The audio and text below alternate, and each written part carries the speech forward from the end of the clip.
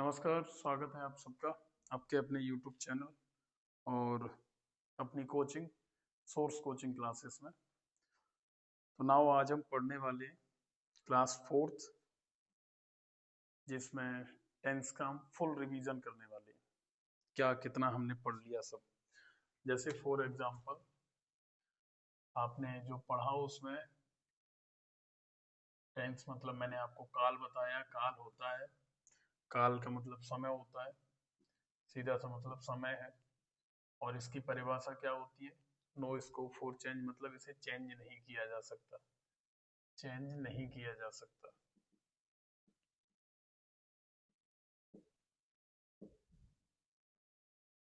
ठीक है ना, वो टेंस है। इसी के अकॉर्डिंग मैंने दो टेंस बताए थे, हालांकि पढ़ लेते तीन। नंबर वन कौन सा है? Present tense.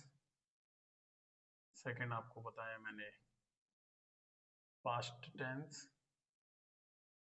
And third number पे आपको बताया फ्यूचर टेंस। ठीक है जी। प्रेजेंट टेंस के चार काइंड बताई थी, इन सबके ओवरऑल चार चार काइंड होते हैं, या जिन्हें टाइप बोल देते हैं, फोर होते हैं। Number one indefinite, indefinite tense. Second होता है आपका कॉन्टिन्यूअस टेंस। थर्ड होता है आपका परफेक्ट टेंस। और फोर्थ नंबर पे होता है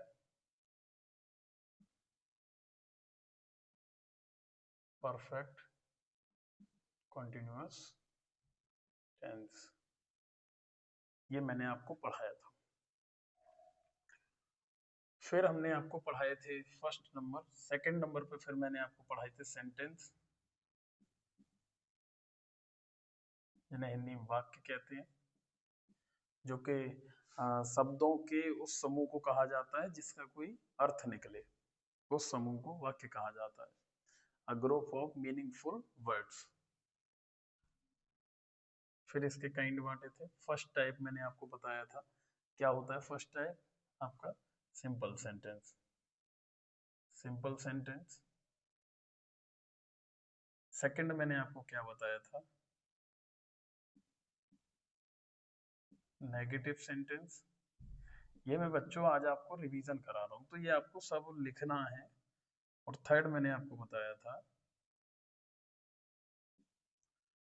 इंटेरोगेटिव सेंटेंस। फोर्थ नंबर पे आपको बताया था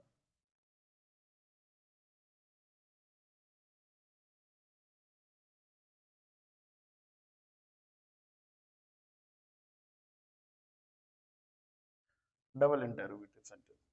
ये वैसे सेंटेंस के और भी काइंड होते हैं, इंपेरेटिव सेंटेंस वगैरह, लेकिन हम यहाँ टेंसेस में केवल चार टाइप पढ़ने वाले हैं। नंबर एक सिंपल सेंटेंस, जो कैसा है? सरल वाक्य, एकदम सरल, कुछ नहीं होगा। नेगेटिव सेंटेंस में नहीं शब्द आएगा। क्या आएगा बच्चों? ध्यान रखना, नहीं शब्द बीच में जरूर आएगा। अगर किसी वाक्य में नहीं शब्द आ जाए, इसका मतलब है वो नेगेटिव सेंटेंस हो गया। ध्यान से समझ लेना आप सब। अगर नहीं शब्द आ गया तो ये नेगेटिव सेंटेंस है। ठीक। फिर हम देन बात करें क्या क्या आएगा। डबल इंटरोगेटिव में क्या आएगा? क्या शब्द आ जाएगा किससे? वाक्य से पहले। अगर क्या शब्द पहले आ जाए, इसका मतलब है वो कि इंटरोगेटिव सेंटेंस है। और कोई प्रश्न शब्द आ जाए, ध्यान से देखना, कई बार बच्चे कंफ्यूज हो जाते हैं। यहाँ केवल और केवल क्या शब्द आएगा। यहाँ कुछ भी आ सकता है, मतलब कब, कहाँ, कैसे, क्यों, कितना, क्यों, किसको, इस तरीके से, कौन, ये सारे शब्द आ सकते हैं। तो ध्यान रहे, भूल नहीं जाना। ठीक है ना। फिर हम देखते हैं इनकी स्ट्रक्चर को भी। स्ट्रक्चर मतलब कि इसका रूल क्या होता है? Subject plus helping verb. ये बहुत जरूरी है, इन चीजों को याद रखना। Subject helping verb plus main verb plus object. इसका क्या है? Subject plus helping verb plus note plus main verb plus object. फिर इसका है, इसमें हेल्पिंग वर्ब पहले आ जाएगी बच्चों। Helping verb plus subject plus main verb plus object plus question mark, और फिर इसके साथ में आएगा क्वेश्चन वर्ड, क्योंकि प्रश्न शब्द होगा तो इसको इंग्लिश में ट्रांसलेट करेंगे तो क्या आएगा, क्वेश्चन वर्ड, प्लस बाकी का स्ट्रक्चर यही रहेगा, helping verb plus subject plus main verb plus object plus question mark. Okay, got it? हाँ या ना? गुड। अगर आप सबको यहाँ तक समझ आया, फिर हमने और आगे आपको पढ़ाया था, और आगे आपको तीसरे नंबर पे मैंने क्या बताया था, थर्ड नंबर पे मैंने आपको बताए थे सब्जेक्ट। सब्जेक्ट मतलब जैसे कर्ता कहा जाता है, कर्ता मतलब काम करने वाला। ये दो तरीके का बताया था, एक तो सिंगुलर सब्जेक्ट जिसे एक वचन कर्ता कहते हैं, और एक आपको बताया था प्लूरल सब्जेक्ट जिसे बहुवचन कर्ता कहते हैं। ठीक है जी। एक वचन कर्ता के एग्जाम्पल क्या है, मैंने आपको बताए थे, ही, सी, इट, नेम, या जैसे बॉय, गर्ल वगैरह ये सब हो सकता है। ठीक। रूरल जो सब्जेक्ट है उसके एग्जाम्पल क्या है बच्चों, उसके एग्जाम्पल हैं आपके जैसे you, we, they, I and boys, ऐसे एक्सेट्रा तमाम हो सकते हैं। ये सब सिंगुलर और प्लूरल सब्जेक्ट बताए थे दो तरीके से। इसी सब्जेक्ट के अकॉर्डिंग हम ये तय करेंगे कि किस जगह कौन सी हेल्पिंग वर्ब आएगी। हेल्पिंग वर्ब मतलब प्राइमरी वर्ब, और उसी हेल्पिंग वर्ब के जरिए हम ये तय करेंगे कि कौन सी मेन वर्ब आएगी। तो ध्यान से ये चीजें सारी आपको समझ लेनी है। थर्ड नंबर के बाद में फिर हम चलेंगे फोर्थ नंबर पर। फोर्थ नंबर पे मैंने आपको बताया था मेन वर्ब। जगह के अकॉर्डिंग थोड़ा सा आगे पीछे कर रहा हूँ। मेन वर्ब, मेन वर्ब आपको 5 टाइप्स की बताई थी। वर्ब की फर्स्ट फॉर्म, वर्ब की सेकंड फॉर्म, वर्ब की थर्ड फॉर्म, वर्ब की फोर्थ फॉर्म, और वर्ब की फिफ्थ फॉर्म। वर्ब की फर्स्ट फॉर्म क्या होती है, जैसे गो। इसका सेकंड फॉर्म क्या होता है बेटा, वेंट। इसका क्या होता है, गॉन। इसका थर्ड फॉर्म क्या होगा, सॉरी फोर्थ फॉर्म क्या होगा, गोइंग हो जाएगा, आईएनजी जुड़ जाएगी, और ये क्या हो जाएगा, गोज। इस तरीके से कुछ बदलती है। इसका यूज कहाँ किया जाता है, तो ये मैं आपको पहले ही बता चुका हूँ। इनके यूजेस बहुत जरूरी है, ध्यान रखना। जैसे सेकंड फॉर्म केवल और केवल कहाँ लगती है, ओनली पास्ट इंडेफिनिट के सिंपल सेंटेंस में। ठीक है ना, पास्ट इंडेफिनिट के सिंपल सेंटेंस में। ये कहाँ लगती है fifth form, only present indefinite के सिंपल सेंटेंस में। ठीक, ये केवल और केवल प्रेजेंट इंडेफिनिट के सिंपल सेंटेंस में लगती है, वो भी सिंगुलर सब्जेक्ट के साथ में। ये मैं जब प्रेजेंट इंडेफिनिट पढ़ा रहा हूँ तब बता दूंगा। बाकी की बात करेंगे गोइंग वाले की, ये कहाँ लगती है, तो ये लगती है आपकी प्रेजेंट, पास्ट, फ्यूचर के कॉन्टिन्यूअस प्लस परफेक्ट कॉन्टिन्यूअस में, दोनों के साथ। मतलब प्रेजेंट कॉन्टिन्यूअस, पास्ट कॉन्टिन्यूअस, ध्यान से समझना। आईएनजी जो फॉर्मिंग है वो कहाँ लगती है, present continuous, past continuous, future continuous. तीनों में हो गई कॉन्टिन्यूअस। फिर तीनों के परफेक्ट कॉन्टिन्यूअस में भी लगेगी, मतलब कि प्रेजेंट के परफेक्ट कॉन्टिन्यूअस, पास्ट के परफेक्ट कॉन्टिन्यूअस, और फ्यूचर के परफेक्ट कॉन्टिन्यूअस में भी। तो ये ध्यान रखना है, आईएनजी फॉर्मिंग का यूज हम कॉन्टिन्यूअस के साथ करेंगे ही करेंगे, चाहे वो परफेक्ट कॉन्टिन्यूअस हो, चाहे वो अकेला कॉन्टिन्यूअस हो, और चाहे वो किसी का भी हो, चाहे प्रेजेंट का, चाहे पास्ट का, चाहे फ्यूचर का। ध्यान रखिए, और कहीं भी हम आईएनजी का फॉर्म यूज नहीं करेंगे। थर्ड फॉर्म का यूज हम कहाँ करते हैं, मतलब सभी के परफेक्ट में। सभी मतलब कि present, comma past, comma future के परफेक्ट के साथ साथ ही साथ एक और होता है क्या, वॉइस में भी। पैसिव वॉइस जिन्हें कहते हैं, पैसिव वॉइस में हमेशा वर्ब की थर्ड फॉर्म आती है। पैसिव वॉइस में हमेशा, चाहे हेल्पिंग वर्ब वहां इज लग रही हो, चाहे एम, चाहे आर, चाहे वाज, चाहे वर वगैरह कुछ भी लग रही हो, आपका वहां थर्ड फॉर्म ही आएगा। जब हम पैसिव वॉइस बता रहे होंगे तो बता देंगे। अगर आपको ध्यान से समझना मैं क्या कह रहा हूँ, अगर आपको ये सभी टेंसेस आने लगे, ध्यान से समझना सॉरी, अगर आपने ये सभी के सभी टेंस रूल याद कर लिए तो यूं समझिए कि आप चाहे मोडाल्स हो, चाहे नरेशन हो, चाहे पैसिव वॉइस हो, आप दौड़ रहे होंगे उनमें। अभी बस आपको क्या करना है, ये जो आज मैंने जितना भी रिवीजन करा रहा हूँ, इस सारे के सारे रिवीजन को नोट डाउन करना है और लर्न कर लेना है बड़े अच्छे से। कुछ कुछ चीजें हो सकती हैं नहीं समझ में आ रही हो अभी, तो भी इसे याद कर लो। जब मैं प्रयोग करा रहा हूँ, मतलब जब मैं टेंस करा रहा हूँ यहाँ पे, ये रूल्स हैं। जब मैं टेंस करा रहा हूँ तो उस समय आपको समझ में आएंगे। जैसे फॉर एग्जाम्पल, मान लो गाड़ी कोई चलाना सिखाता है आपको, तो गाड़ी चलाने से पहले ऐसे ही थोड़ी बिठा दिया जाता है गाड़ी पे ले जाके। पहले बताते हैं आपको कि क्लच का काम क्या होता है, ब्रेक का काम क्या होता है, स्पीड का काम क्या होता है एक्सीलेटर का, या मिरर में कैसे देखते हैं। ये सारी चीजें आपको क्या की जाती हैं, बताई जाती है, समझाई जाती है, तब आपको ड्राइविंग सिखाई जाती है। तो पहले रूल्स सीखते हैं, फिर उसके बाद में उनका प्रयोग करते हैं। ये हम रूल्स पढ़ रहे हैं। जब हमें रूल्स अच्छे से आने लगेंगे तो हम गाड़ी भी अच्छे से चलाने लगेंगे। सही बात है कि नहीं जी। फिर हम बात करें इसका यूज कहाँ करते हैं, इसका यूज हम करते हैं present, comma past, comma future के इंडेफिनिट में, के सिंपल को छोड़ करके, प्रेजेंट और पास्ट के सिंपल छोड़ के बाकी सबके साथ में। ठीक है ना, कुछ इस तरीके से। फिफ्थ नंबर पे आपका आता है primary verb. Primary verb, primary verb का यूज जिन्हें हेल्पिंग वर्ब भी बोल सकते हैं शॉर्ट फॉर्म में। प्राइमरी वर्ब तीन होती है, एक तो डू, एक बी और एक हैज। डू का यूज हम कहाँ करेंगे, इंडेफिनिट में। बी का यूज कहाँ करेंगे हम, कॉन्टिन्यूअस में। और हैज का यूज हम कहाँ करेंगे, परफेक्ट में।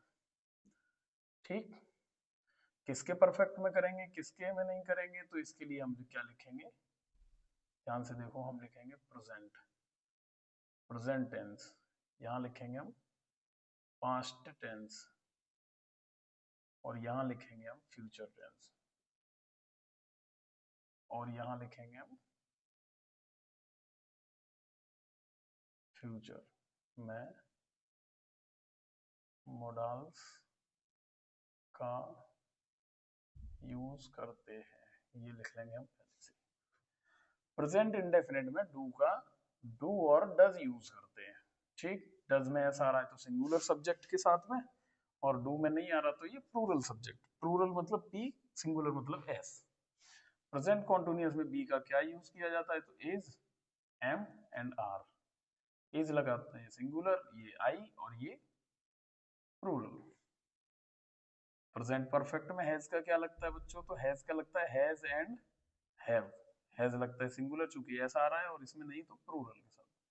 ठीक है, कुछ इस तरीके से लगाते हैं। फिर हम आगे बढ़े तो पास्ट इंडेफिनिट में डू का क्या हो जाता है बेटा, डिड। और ये सिंगुलर प्लूरल दोनों के साथ लगता है क्योंकि एक ही हेल्पिंग वर्ब है। पास्ट कॉन्टिन्यूअस में बी का क्या हो जाता है, तो हो जाता है बेटा वाज और वर। वाज में ऐसे तो सिंगुलर, और साथ ही साथ एक और इसमें ट्विस्ट है कि ये आई के साथ भी लगता है, और यहाँ अकेला प्लूरल। प्लूरल मतलब कि अब जब, ध्यान से समझना, आई के साथ वाज लग गया तो बाकी के बच्चे कौन, यू, वी, दे, और कुछ ऐसे प्लूरल जिनमें एस लगा होता है वो। पास्ट टेंस का परफेक्ट में क्या होता है, तो हैज का हेड हो जाता है, और ये सिंगुलर प्लूरल दोनों के साथ में लगता है, ये भी ध्यान रहे। ठीक, फ्यूचर में प्राइमरी वर्ब यूज नहीं होती है, फ्यूचर में मोडाल्स यूज होते हैं, जैसे कि प्रेजेंट इंडेफिनिट, फ्यूचर इंडेफिनिट में क्या लगाते हैं हम, विल, फ्यूचर कॉन्टिन्यूअस में हम लगाते हैं विल बी, और फ्यूचर परफेक्ट में लगाते हैं हम विल हैव। अब आप कहेंगे मैंने शॉल भी क्यों नहीं लिखा, तो कोई दिक्कत नहीं, आप अगर विल लगा देते दोनों के साथ में, प्लूरल सिंगुलर दोनों के साथ में लगाइए, कोई दिक्कत नहीं, बेझिझक लगाइए, टेंशन फ्री होके, ठीक है। और कोई गलत बोले तो उसके लिए एनसीईआरटी मैं दिखाने के लिए तैयार हूँ, जो कि दिल्ली बोर्ड द्वारा दिखाई जाती है। इसके बाद में एक एक्स्ट्रा और है, एक्स्ट्रा क्या है इसमें, परफेक्ट कॉन्टिन्यूअस टेंस। इसमें क्या होता है, इसी का हैज का क्या हो जाता है, हैज बीन, जो कि सिंगुलर के साथ में, और एक हो जाता है हैव बीन, जिसका यूज प्लूरल के साथ में। यहाँ क्या हो जाता है बच्चों, यहाँ हो जाता है हैड बीन, जो कि सिंगुलर प्लूरल दोनों के साथ में। यहाँ क्या, कुछ नहीं, यहाँ क्या हो जाएगा बच्चों, यहाँ हो जाएगा विल हैव बीन, जो कि सिंगुलर प्लूरल दोनों के साथ में लगेगा। ओके, छठवें नंबर पे आपको कुछ मैंने क्वेश्चंस लिखा दिए थे, क्वेश्चन वर्ड। क्वेश्चन वर्ड मतलब कि जैसे कि व्हाट मतलब क्या, व्हेन मतलब कब, हु मतलब कौन, हाउ मतलब कैसे, हाउ मच मतलब कितना, अनकाउंटेबल के लिए, हाउ मेनी मतलब कि कितना ही है, लेकिन ये काउंटेबल के लिए लगाया जाता है, ठीक है ना।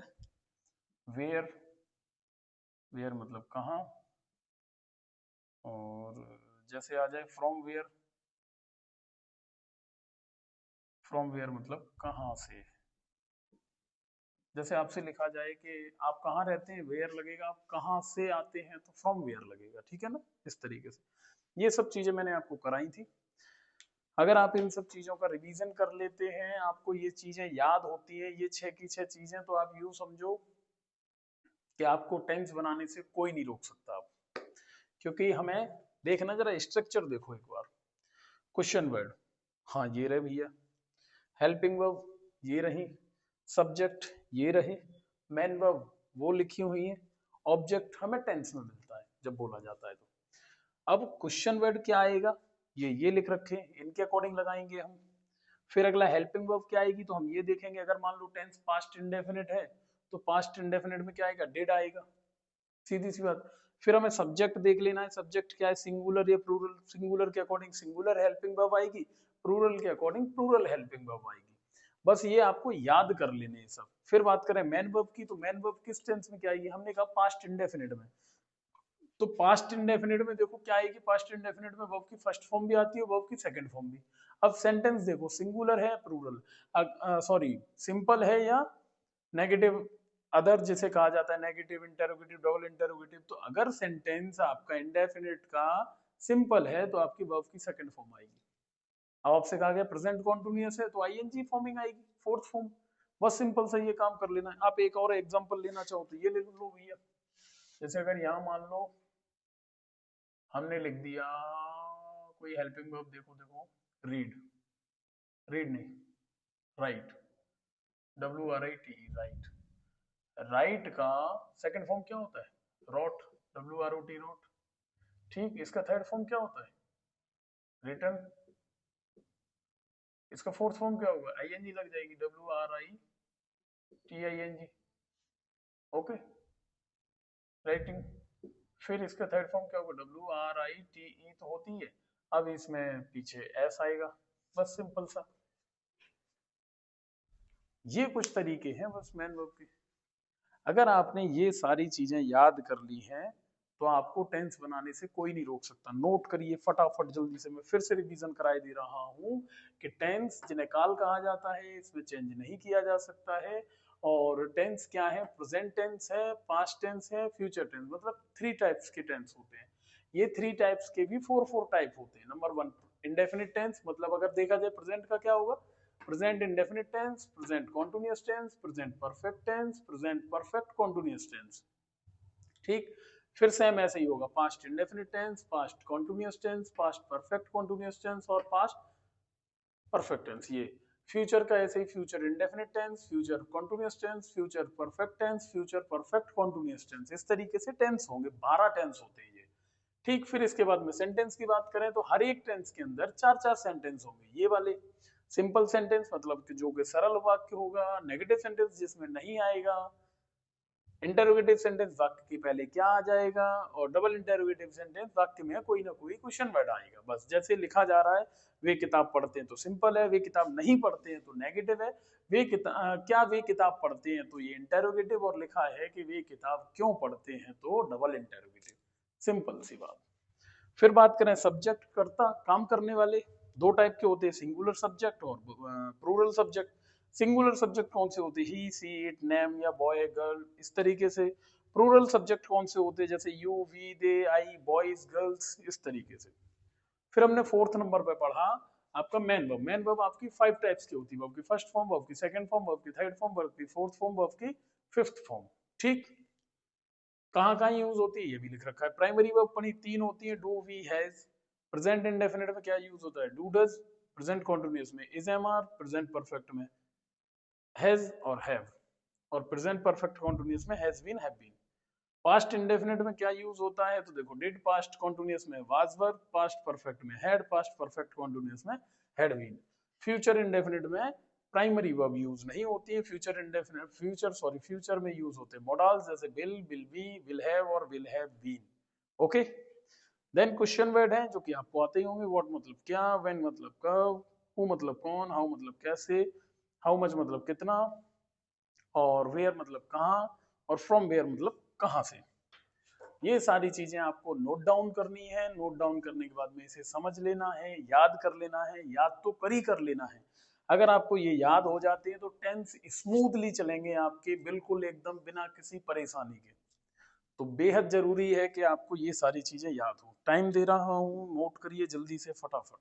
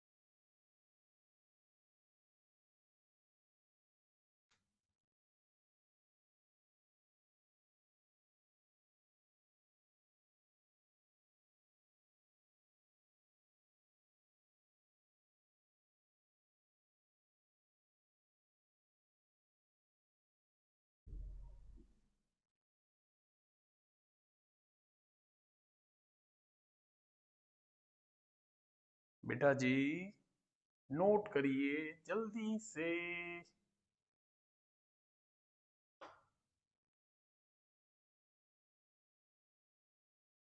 जी बेटा जी, जल्दी जल्दी नोट करिए अच्छे से समझते हुए, और इन सब चीजों को लर्न कर लेना है बड़े अच्छे से। अगर आप लर्न कर लेंगे तो यूं समझिए कि आपका सारा काम बन गया। अगर आपने नोट नहीं कर पाया और लर्न नहीं कर पाया तो इसका मतलब आपका सारा काम खराब हो गया। ठीक है ना। लर्न तो हर हालत में होनी चाहिए ये सारी चीजें।